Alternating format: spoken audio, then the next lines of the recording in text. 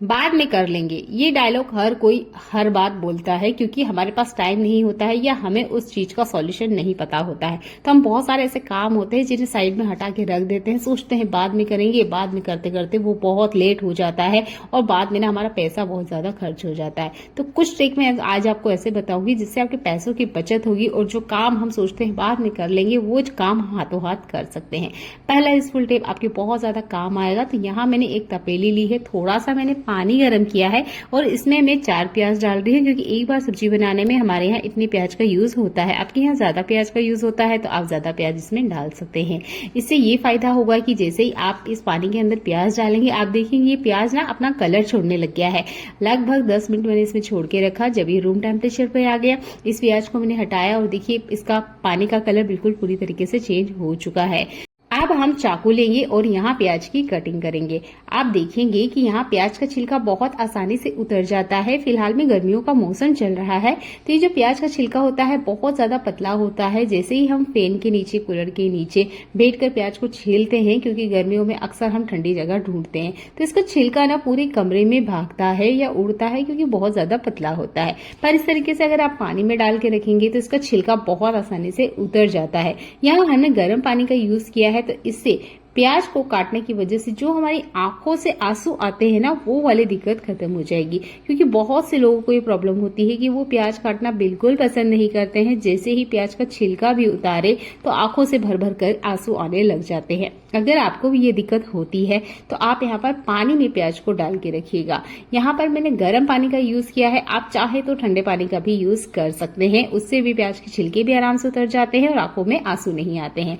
गर्म पानी का इसलिए यूज किया है कि ये जो छिलका है ना, इसके अंदर में रहने दूंगी लगभग आधे घंटे के लिए। ये जो प्याज का छिलका है अपना पूरा कलर इसके अंदर छोड़ देगा। इस पानी का यूज करूंगी मैं फर्टिलाइजर की तरह अपने प्लांट में देने के लिए।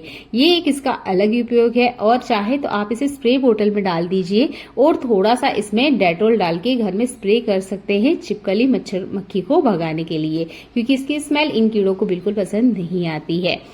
अगला यूजफुल हैक मेरा बचे हुए नमक से जुड़ा हुआ है। तो मैंने ना कढ़ाई में केक को बेक किया था तो ये नमक ना थोड़ा सा बच गया था। अब इस नमक का यूज नहीं हो रहा था। तो ऐसा नमक अगर आपके घर में है या कोई नमक खराब हो चुका है तो अक्सर हम उसे फेंक देते हैं, सोचते हैं क्या ही काम आएगा। तो देखिए इस नमक को कभी मत फेंकिएगा, ये आपके बहुत ज्यादा काम आ सकता है। तो हमारे घर में इस तरह की कढ़ाई जरूर होती है जो कि स्पेशल लोहे की होती है। इसका जो पीछे वाला पार्ट होता है ना, यहाँ पर तेल की चिकनाहट होती है। अब बर्तन के तेल की चिकनाहट को कैसे हम हटाएं, जो बर्तन लिक्विड से नहीं निकलती है, यहाँ मैं इसे नमक की मदद से निकाल के आपको बताऊंगी। ऐसा कोई बर्तन जो कि चिकना हो चुका है, धोने के बाद भी उसकी चिकनाहट नहीं निकल रही है, तो आप नमक लीजिए और डिशवॉश जेल या बर्तन धोने का साबुन जो भी आप यूज करते हैं थोड़ा सा इसमें ऐड कर लीजिएगा। नॉर्मल स्क्रबर की ही आपको जरूरत होगी। और जैसे हम बर्तन को घिसते हैं आप घिसिए, आप देखेंगे इस बर्तन के ऊपर जो चिकनाहट है वो निकल जाती है। यहाँ मैंने लोहे का बर्तन यूज किया है तो मैंने देखा कि इसके ऊपर की जो गंदगी थी या जो एक परत चिपक चुकी थी वो परत भी आसानी से निकल गई। ये ट्रिक आप जरूर करके देखिएगा कि अक्सर हम क्या करते हैं, इस तरह के बर्तनों को साइड में हटा देते हैं, सोचते हैं हफ्ते के एंडिंग में या जब हमारे पास टाइम होगा तभी हम इस बर्तन को क्लीन करेंगे। ऐसे करते करते ये बर्तन पूरी तरीके से गंदे हो जाते हैं, फिर यूज करने का मन नहीं करता है। मैंने भी लगभग हफ्ते भर पहले इस कढ़ाई को यूज किया था। डेली इसमें तेल का काम होता है, यानी तेल की पूरियां छनती है, कुरकुरे है, चिप्स है, ये सब होता रहता है इसमें। तो इसमें ना काफी सारे तेल के दाग बन जाते हैं। अभी चिकनाहट को निकालने के लिए मैं नमक का यूज करती हूँ। एक बार आप भी करके देखिएगा, आपको बराबर रिजल्ट मिलेगा। जितनी चिकनाहट है वो हाथों हाथ ही क्लीन हो जाएगी। न्यूज़पेपर पढ़ने के बाद अक्सर हम इसका यूज नहीं करते हैं, रद्दी में बेच देते हैं। पर इस बारिश के सीजन में आप न्यूज़पेपर को गलती से मत बेचिएगा, ये आपके बहुत ज्यादा काम आएगा। घर की क्लीनिंग तो ये करता ही है, इसके अलावा भी इसके बहुत सारे यूजेस हैं। तो मैंने काफी सारी वीडियो इससे पहले अपलोड कर रखी है, तो एक बार चैनल को विजिट कीजिएगा। मैंने यहाँ थोड़ा सा पेपर इस तरीके से फाड़ लिया है। अब मैं क्या करूंगी, यहाँ पर ना छोटे छोटे से बॉल्स बनाऊंगी। आपने देखा होगा ये जो पेपर होता है ये अच्छे से मॉइस्चर को लॉक करता है, यानी कि जहाँ पे भी नमी है बारिश के सीजन में उस एरिया में आप इस तरीके से बॉल बना के रख दीजिएगा। आप देखेंगे वहां से नमी हट जाती है और जो सीलन वाली स्मेल आती है ना वो भी निकल जाती है। तो न्यूज़पेपर की बॉल्स बनाकर आप घर के कोने में या किसी भी ऐसी जगह रख सकते हैं जहां आपको लगती है कि सीलन की स्मेल आएगी। चलिए इस बॉल का एक यूज करके मैं आपको बता रही हूँ जो आपके बहुत ज्यादा काम आएगा। तो जैसे ही बारिश का मौसम आते हैं, हमारे घर में लहसुन हो, प्याज हो, ये सब ना अपने आप से ग्रो करने लग जाते हैं। इसके साथ ही कुछ प्याज ऐसा होता है जो पड़े पड़े खराब हो जाता है। देखिए मैंने भी इस टोकनी को हफ्ते भर पहले देखा था, इसमें एक प्याज है जो कि सड़ चुका है। तो कोशिश कीजिएगा हफ्ते 2 हफ्ते की गैप में आप प्याज को चेक करते रहें। अगर आपके पास बिल्कुल टाइम नहीं रहता है कि हम इस तरह से कोई प्रोसेस को दोहराएं, तो आप ना एक ट्रिक का यूज कर सकते हैं कि प्याज आपने जिस भी टोकनी वगैरह या जिस भी कंटेनर में रखा हो वो जालीदार हो, उसके साथ आप इस तरीके से बॉल्स बनाइए पेपर की और इसके बीच में रख दीजिएगा। यहाँ पर आप न्यूज़पेपर को भी यूज करेंगे तो आपको सबसे अच्छा रिजल्ट मिलेगा। आप चाहे तो टिश्यू पेपर का यूज कर सकते हैं, वो भी मॉइस्चर को लॉक करता है, पर जो न्यूज़पेपर होता है वो ज्यादा अच्छे से काम करता है। तो आप इस तरीके की बॉल्स बनाइए और प्याज के बीच में रख दीजिएगा। ये मेरा आजमाया हुआ नुस्खा है, मैं हर साल इस ट्रिक को यूज करती हूँ, क्योंकि अक्सर जब हम प्याज को बारिश के सीजन में रखते हैं तो अपने आप से ग्रो करने लग जाते हैं। यहाँ से आपको स्प्रिंग ऑनियन घर में बैठे ही मिल जाता है। तो देखिए 1-2 प्याज में होता है तो ठीक है, पर बहुत सारी क्वांटिटी में अगर प्याज है, मान लीजिए 10 केजी है, 20 केजी रखा हुआ है, तब दिक्कत हो जाती है और इस तरीके से प्याज भी ना सड़ने लग जाते हैं। तो आप ये बॉल्स वाली ट्रिक का जरूर यूज करके देखिएगा। अगला यूजफुल हैक मेरा हरे धनिया या पुदीना से जुड़ा हुआ है। फिलहाल में काफी गर्मी है तो हम क्या सोचते हैं कि जो पुदीना है या हरा धनिया है या हरी मेथी है, हम क्या करें, इसे धूप में सुखा लें, उसके बाद में कंटेनर में भर के रखें। धूप में सुखाने की गलती मत कीजिएगा अगर आप बिगनर हैं। जो करते रहते हैं उन्हें तो ये ट्रिक जरूर पता होगी, पर ये ट्रिक उन बिगनर्स के लिए है जिन्हें नहीं पता है और अभी अभी उन्होंने गृहस्थी चालू की है। तो आप ना इन्हें धूप में मत डालिएगा, इन्हें आप सेमी सेट में रखिएगा। जब ये सूख जाए उसके बाद में कंटेनर में भर के रखिएगा, रंग बरकरार रहता है। हमारे घर में कुछ थर्माकोल के इस तरह के टुकड़े अक्सर बिखरे रहते हैं जिसका हम यूज नहीं करते हैं, सोचते हैं बेकार टुकड़े हैं, और ज्यादातर तो ये मुझे कचरे या डस्टबिन में ही नजर आते हैं क्योंकि इसका कोई किसी तरीके से यूज करता ही नहीं है। इससे पहले भी मैंने एक वीडियो बनाई थी जिसमें मैंने पेट्रोल में इसे गला के आपको एक स्ट्रॉन्ग वाला फेविक्विक जैसा, या आप बोल सकते हैं एक स्ट्रॉन्ग गम बना के मैंने आपको बताया था, जो कि चप्पल, जूते, पत्थर तक को चिपका देता है। तो कभी भी थर्माकोल के टुकड़े को मत फेंकिएगा। आप चाहे तो घर बैठे ही अच्छे से एक गम बना के रेडी कर सकते हैं, बस उसे किसी टाइट कंटेनर में भर के रखिएगा। यहाँ हमें डबल साइडेड टेप लेनी है, थर्माकोल के टुकड़े पे इस तरीके से लगा देनी है। आप किसी वॉल को आप डिसाइड कर लीजिएगा या किसी हाइडन जगह पे भी आप इसे लगा सकते हैं। तो मैं आपको भी दिखा रही हूँ तो इसलिए मैंने फ्रंट वाली टाइल्स पे इसे लगा के दिखाया। इस तरीके से आप चिपकाएंगे, आराम से चिपक जाता है। जो कलर की हुई दीवार होती है उस पर मत लगाइएगा, नहीं तो डबल टेप के साथ ही कलर भी बाहर आ जाता है। टाइल्स वगैरह पे ही आप लगाइएगा।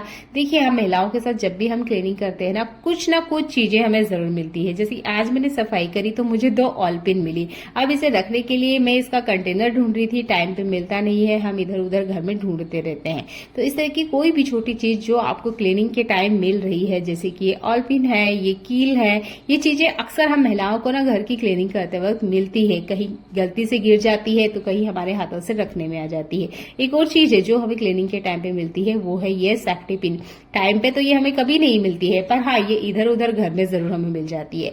तो थर्माकोल के इस तरीके से 3-4 टुकड़ों को आप घर के कोने कोने में लगा दीजिएगा। हाइडन जगह पे लगाइएगा, किसी की नजर ना आए, सिर्फ आपको ही पता हो। और जब इस तरह की कोई भी छोटी तिकोनी चीज आपको मिलती है आप इसमें लगा दीजिएगा। और मेरे घर में 2-3 शैतान बच्चे हैं जो कि इस तरीके के काम करते रहते हैं, चीजों को यूज करते हैं फिर इधर उधर रख देते हैं। क्लीनिंग के टाइम ये मुझे मिलती है, तब मैं थर्माकोल के छोटे से टुकड़े का यूज करती हूँ और रखने में आसान होता है। अगला यूजफुल हैक मेरा मलाई से जुड़ा हुआ है। आप भी मलाई से घी बनाते हैं तो ये ट्रिक आपकी बहुत ज्यादा काम आएगी। देखिए हर घर में मिक्सर का यूज नहीं किया जाता है, काफी सारे घरों में हाथों से ही मलाई निकाल जाती है। तो मैं भी चम्मच की मदद से ही मलाई निकालती हूँ। अगर आप भी इस ट्रिक का यूज करते हैं तो एक बात का जरूर ध्यान रखें कि जो चमचा है इसे आपने कंटिन्यू एक ही क्लॉकवाइज में चलाना है। बहुत बार हम क्या करते हैं, एक गलती हो जाती है, कभी एंटी क्लॉकवाइज चलाते हैं, कभी क्लॉकवाइज चलाते हैं। इससे क्या होता है कि मक्खन जल्दी नहीं निकलता है, निकलेगा तो तब भी जब आप क्लॉकवाइज या एंटी क्लॉकवाइज दोनों तरफ घुमाएंगे ना, तब भी मक्खन तो निकल ही आएगा। पर एक ही साइड में जब आप कंटिन्यू चलाएंगे ना तो जल्दी निकलेगा। जो टाइम 10 मिनट का है वो 5 मिनट में ही आपका काम हो जाएगा। क्योंकि महिलाओं को अक्सर सबसे ज्यादा खुशी तभी होती है जब वो अपने हाथों से घी बनाती है, क्योंकि इस खुशी को किसी से कंपेयर नहीं किया जा सकता। हम हमारे हाथों से घर पे ही बनाते हैं तो इसमें किसी तरह की कोई मिलावट नहीं होती है। घी बनाते वक्त अक्सर एक दिक्कत होती है कि हम लोग ना दूसरे काम भी अटेंड करते हैं। ऐसा नहीं है कि घी बनाने के लिए हम खड़े हैं तो 15-20 मिनट का टाइम कंटिन्यू हम गैस के पास ही खड़े रहे। हम क्या करते हैं, इसके बीच में सोचते हैं दूसरा काम कर ले। अब इसमें क्या होता है कि घी है ये उफन के बाहर आ जाता है, क्योंकि इसमें बबल्स बनते रहते हैं तब आप चम्मच का यूज कर सकते हैं।